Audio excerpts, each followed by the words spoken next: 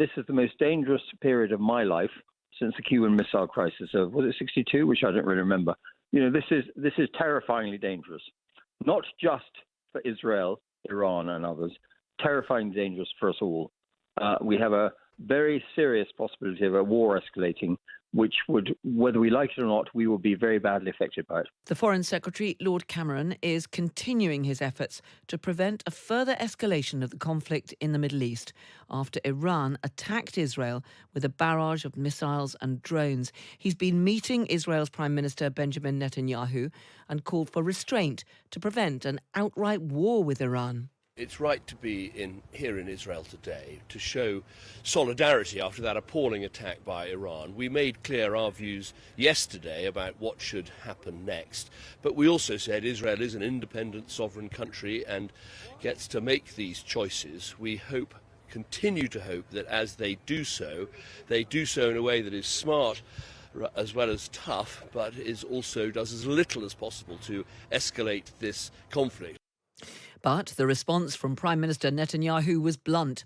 He said the response to the unprecedented attacks would be down to Israel. I thank our friends for their support for the defense of Israel. And I say this, both support in words and support, I want to make it clear. We will make our own decisions, and the State of Israel will do everything necessary to defend itself.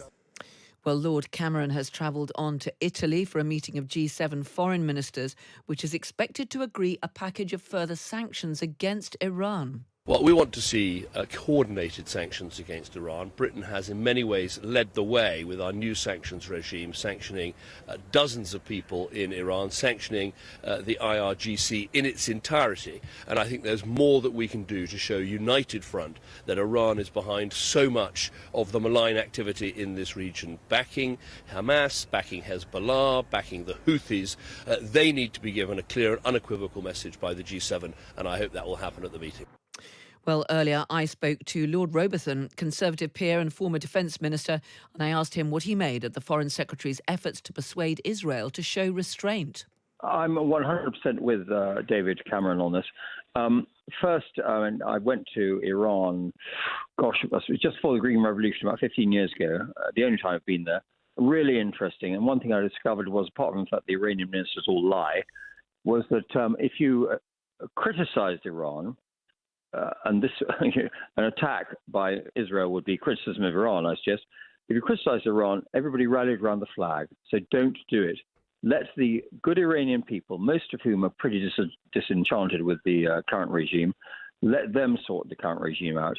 And also, I'll make a point that in 1991, the first Gulf War, long time ago, I know, but I was there in the first Gulf War, the Israelis did not respond to Iraqi missiles that attacked Tel Aviv, because actually they realized that by showing restraint, they did better than by drawing all sorts of Arabs into a conflict. So I think it was.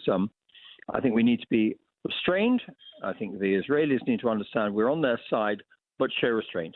Lots of different aspects to this, but first of all, what about Benjamin Netanyahu's response? I mean, he has thanked Lord Cameron for his suggestions and advice, but made it clear that Israel will do whatever is necessary to defend itself. It doesn't sound as though he's going to take too much notice of what Britain is saying. Carol, I'm sure he's not going to take very much notice. But what I would say is this: that I don't in any way have much truck with the Netanyahu-Likud coalition, which is to a large extent in hock to the ultra-Orthodox, very anti-Arab people. Now, look, they've got to live together, and what we're getting now is people in the Israeli government who are frankly, none of us could agree with it, if I can put it that way. I think there will not be peace in the Middle East until we have a more sensible, reasonable Israeli government. Without hardliners, if I can put it that way, until we have a decent Palestinian government of whatever sort, but not Hamas, there will not be peace until we have two bodies that can speak to each other about probably some form of two-state solution. And But we haven't got anything like that at the moment, have we, Lord Robathan? And I mean, how concerned are you that what we're hearing from Benjamin Netanyahu and what we know about some of the figures in his war cabinet could mean that Israel will take perhaps the sort of reprisals against the Iranian attack that will further escalate the crisis in the Middle East? Well, I'm deeply concerned. You asked me how concerned I am. I'm deeply concerned. And actually, the Iranian attack was well defeated. So let it be. Let it be.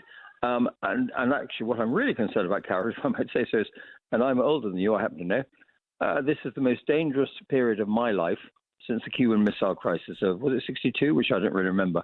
This is terrifyingly dangerous, not just for Israel, Iran, and others.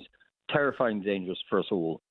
We have a very serious possibility of a war escalating, which would, whether we like it or not, we will be very badly affected by it. And we are already hearing from Iran's president saying to Israel that it can expect a massive and harsh response if it attacks the country in retaliation for those weekend attacks.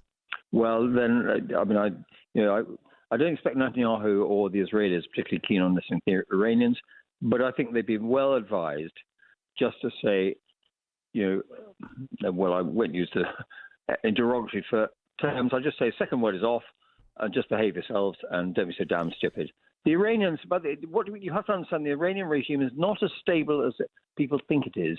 And give the good people of Iran, especially the people of the cities like Tehran, who are against the mullahs and the IRGC, give them the opportunity to rise up. And I think, given a war such as now, they may. Of course, that's optimistic thinking, but I don't think Israel attacking Iran, would do any good at all. So far, we have seen the Iranian authorities brutally suppress any dissent.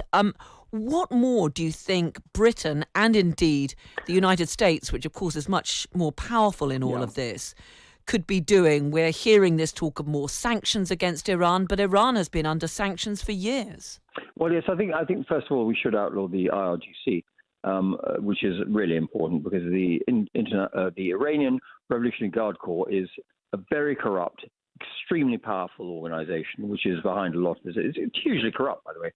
So I think we should outlaw them.